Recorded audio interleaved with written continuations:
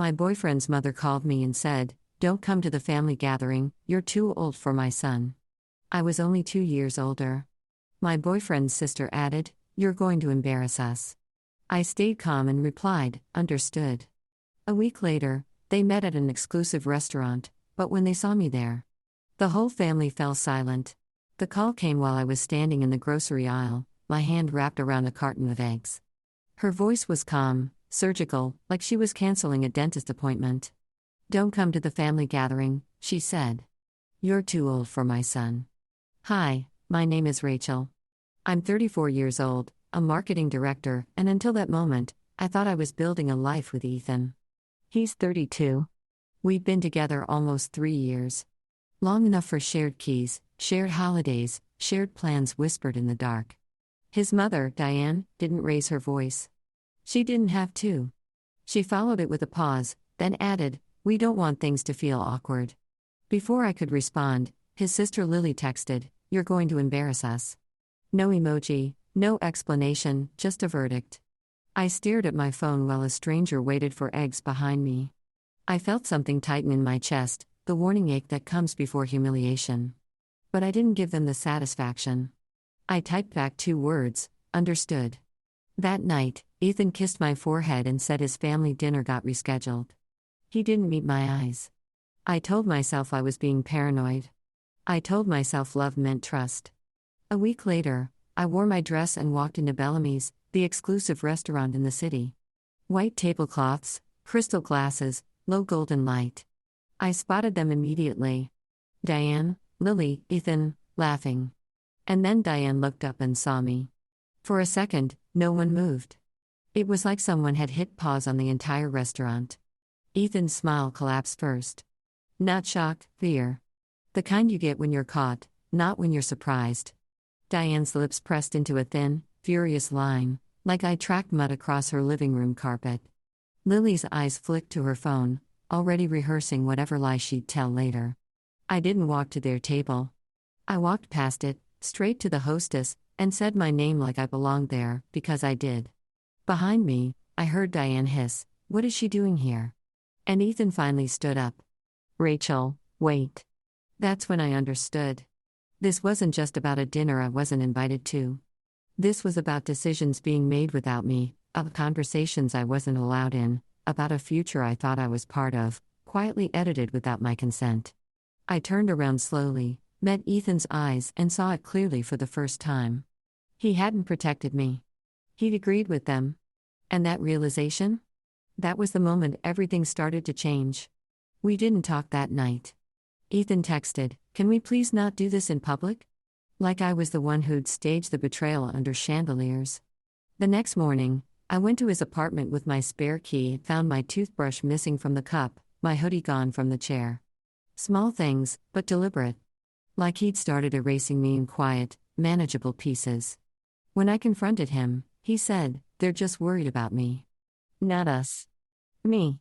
He told me his mom thought I was settling for him, that I'd eventually resent him, that Lily said I made family events tense because I had opinions and didn't laugh at every joke. And then he said the line that finally broke something in me, "Maybe we should take a step back until things calm down." 3 years reduced to a cooling-off period. I realized then this wasn't a misunderstanding. This was a trial separation they'd already discussed without me. I wasn't his partner anymore. I was a problem they were managing. I nodded, calm on the outside, but inside, something very quiet and very dangerous started to take shape. 2 days later, my phone exploded with notifications. Lily had posted a photo. Family brunch, smiling faces, mimosas raised, and right there in the middle of the frame, Ethan's arm around a girl I'd never seen before. Blonde, young, soft smile. Caption, "So happy my brother finally found someone who fits." 2 hearts. The comments were worse. Diane replying with heart emojis, aunts welcoming her to the family, strangers congratulating them like this was some official announcement. I called Ethan. He didn't answer. I texted, "Who is she?" Read. No reply. That was the moment it went viral in my own life. Friends calling, coworkers whispering, everyone seeing my replacement before I'd even been told I was being replaced. An hour later, he finally sent one message, "I didn't want you to find out like this." Like there's a better way to find out your entire relationship had been erased and recast without your consent.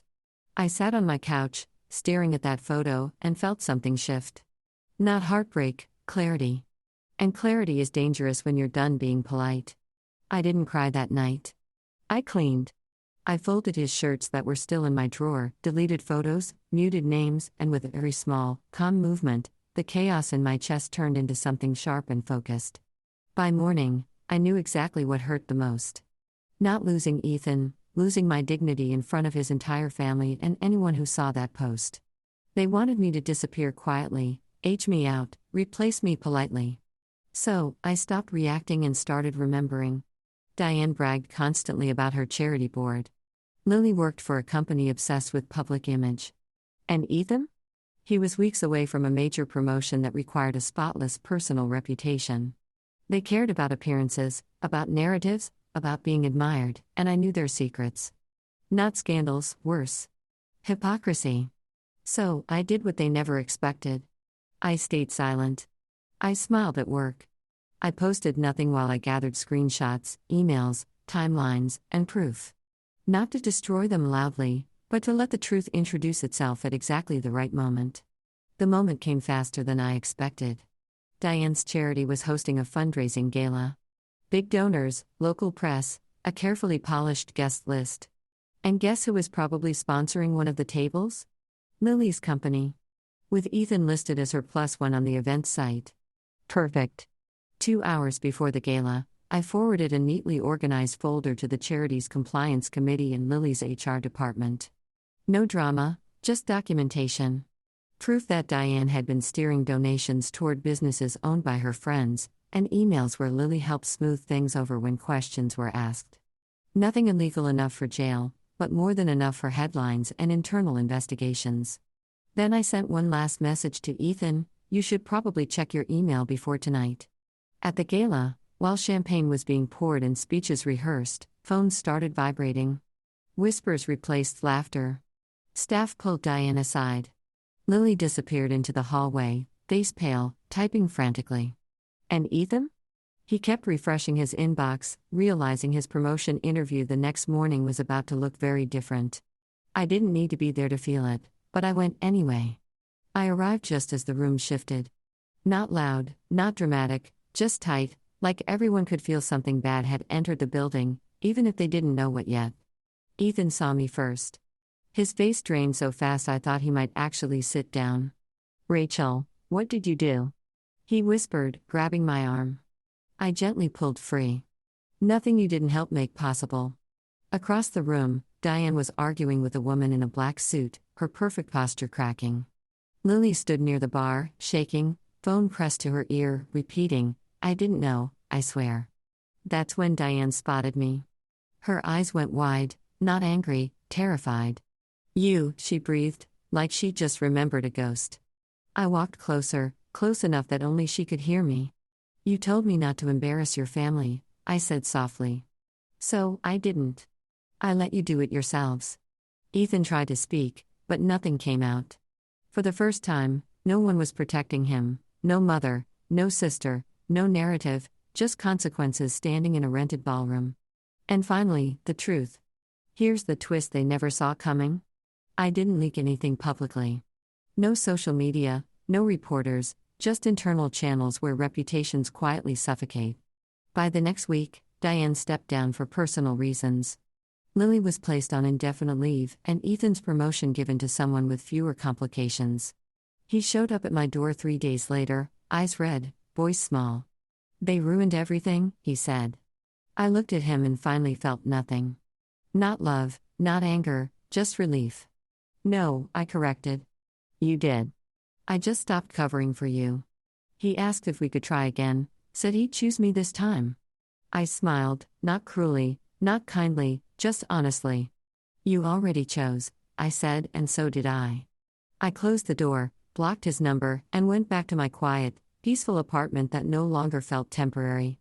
They thought I was too old, too inconvenient, too easy to erase. Turns out, I was just experienced enough to know that silence, when used correctly, is louder than any scream. And for the first time since that phone call in the grocery aisle, I finally felt free.